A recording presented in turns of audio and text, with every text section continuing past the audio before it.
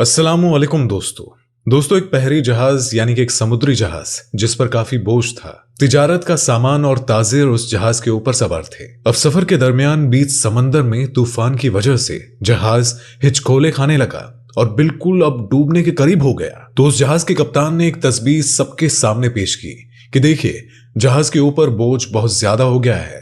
अगर हम सबको जिंदा रहना है तो आप लोगों को कुछ सामान समुद्र में फेंकना होगा, जिससे कि जहाज थोड़ा हल्का हो जाए और हम किनारे लग जाएंगे, क्योंकि हमारी जानें ज्यादा कीमती है सामान के मुकाबले में। सबने कप्तान की बात पर इत्तेफाक किया और सबने कहा कि एक जो सौदागर है यानी एक ताजिर है जो नया है, वो काफी सामान लेकर आया है, उसका सामान फेंक दिया जाए और समंदर में हम इससे डूबने से बच जाएंगे।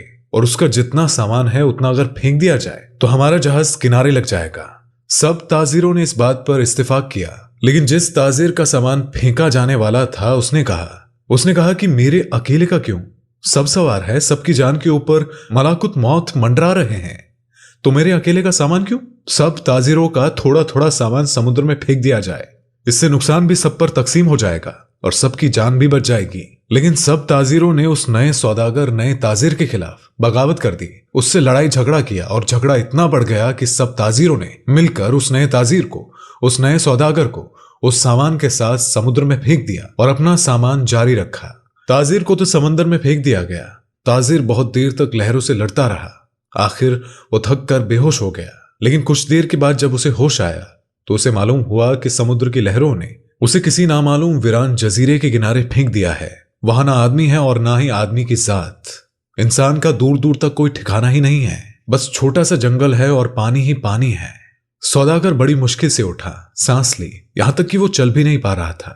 वो घुटनों के बल गिर गया और उसने वहीं पर खुदा से यानी कि अल्लाह से मदद मांगी, दरख्वास्त की और कहा कि अल्लाह, इस मुश्किल सूरत हाल में मेरी जान को बचा ले, मेरी मदद फरमा। कई दिन वहां पर उस ताजिर को गुजर गए। इस दौरान ताजिर ने दरख्त के फल खाए और खरगोश का शिकार करके उसने गुजारा किया और उसको कहीं पर मीठे पानी का नदी मिल गया, यानी कि उसको मीठा पानी मिल गया। दिन की गर्मी और रात की सर्दी में बचने के लिए वो लकड़ियां काटता और उसने वहीं जंगल में एक झोपड़ी बना ली थी ताकि ठंडी और गर्मी से बच सके। अब यहां पर एक दिन हुआ और जैसे कहते हैं ना कि गरीबी में आटा गीला। अब एक दिन वो ताजिर अपने लिए खाना बना रहा था।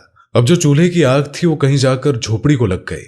लकड़ी की होने की वजह से वो जलने लगी और इस सौदागर ने काफी अपनी झोपड़ी को बचाने की कोशिश की, लेकिन थोड़ी ही देर में पूरी की पूरी झोपड़ी जलकर भस्म हो गई। अब सौदागर तो बिल्कुल जमीन पर बैठ गया और आसमान की तरफ देखकर कहने लगा और चीखने लगा, या अल्लाह, मेरे साथ ही ऐसा क्यों हुआ है? मेरे साथ ही ऐसा क्यों हुआ? सारी मुसीबतें, सारी आजमाइशें मेरे साथ ही क्यों? हम लोग भी अक्सर शिकायतें करते हैं कि मेरे साथ ही ऐसा क्यों हुआ, या आजमाइश मेरे साथ ही क्यों, ये मुसीबतें मेरे साथ ही क्यों? तो ऐसा ही उस ताजिर ने अल्लाह से कहा, मुझे अपने जहाज से समुद्र में फिकवा दिया गया और मैं वहां से बहते बहते इस अनजान, इस अजीब से काफिले में पहुंच गया हूं और यहां पर तूने मेरी झोपड़ी भी जला दी। अब मेरे पास कुछ भी नहीं बचा। मैं इस जगह पर अजनबी हूं, तन्हा हूं। या अल्लाह, या खुदा बंद, ये आफतें मुझ पर ही क्यों आती है? ऐसी बहुत सारी शिकायतें उस सौदागर ने अल्लाह से किया और गम के मारे वो भूखा ही सो गया। जब वो सुबह उठा और उसने उसके जजीरे के करीब एक जहाज को देखा और कुछ लोगों को देखा जो कि उसे लेने आए थे, उसकी मदद करने आए थे, वो बड़ा हैरान हुआ और उससे वो ज्यादा खुश हुआ, क्योंकि उसके लिए तो जिंदगी आ गई थी, उसकी जान बच गई थी। वो जल्दी से उस जहाज पर सवार हुआ और खुशी की शिद्दत में उस सौदागर को यकीन ही नहीं आ रहा था कि वो चल रहा था। उसके साथ और जहाज वाले उसे बचाने के लिए आए थे। इस अनजान जगह पर वो इस बात पर यकीन ही नहीं कर पा रहा था कि ये लोग कैसे मेरे पास आ गए और किसने उनको मेरे पास भेजा है।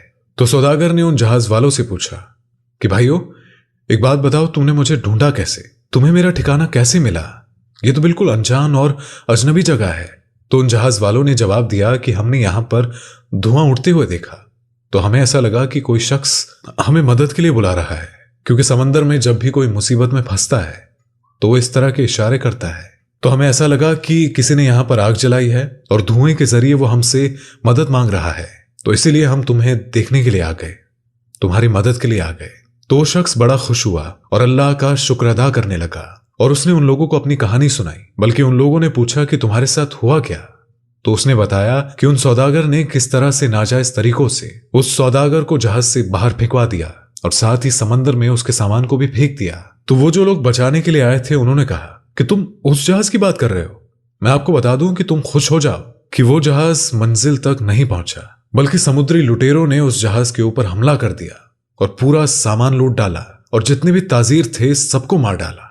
तुम सिर्फ अकेले बच गए हो, लेकिन तुम पता नहीं कैसे बच गए। हाँ, शायद अल्लाह ने तुम्हें बचा लिया। वो सौदागर जो ज़ारो कतार रोने लगा और वहीं पर सजदे में गिर गया और कहने लगा, या अल्लाह, तेरे काम और तेरे फैसले सब बेहतर होते हैं।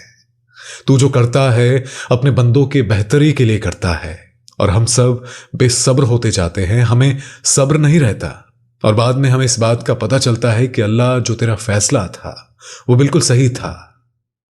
तो मेरे भाइयों, बहनों और दोस्तों, अगर आपके हालात बिगड़ जाते हैं तो आप ऐसे हालात में डरे नहीं, आप खौफजदा ना हो। बस इतना भरोसा रखिए कि खुदा हर चीज में हिकमत रखता है।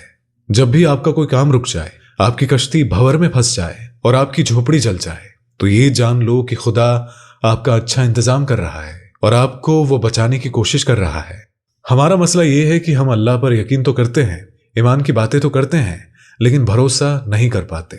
हमें इत्मीनान नहीं है, और इसी बेइत्मीनानी और बेभरोसेपन की वजह से हमारी बहुत सारी दुआएं आसमान और जमीन के बीच में लटक कर रह जाती है।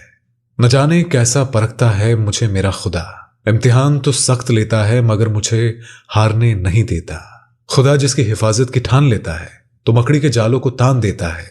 जिंदगी अगर लिखी हो समुद्र भी राह देता है, और मौत भी अगर लिखी हो तो मच्छर भी जान लेता है।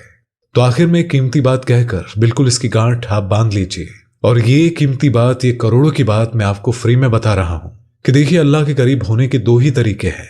एक तो आप सजदा करें, इबादत करें, इल्म हासिल करें, खिदमत करें, अल्लाह के लिए सफर करें, और दूसरा तरीका ये कि अल्लाह के हर फैसले पर बस आमीन करें और ये कहे कि या अल्लाह, तेरा हर फैसला मुझे कबूल है। और ये आसान नहीं बल्कि सबसे अच्छा तरीका है अल्लाह के करीब होने का।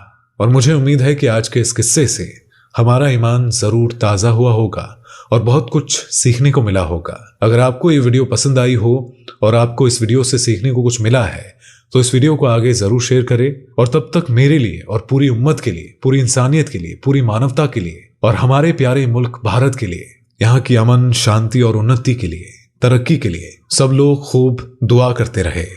अस्सलामु अलैकुम। अल्लाह हाफिज।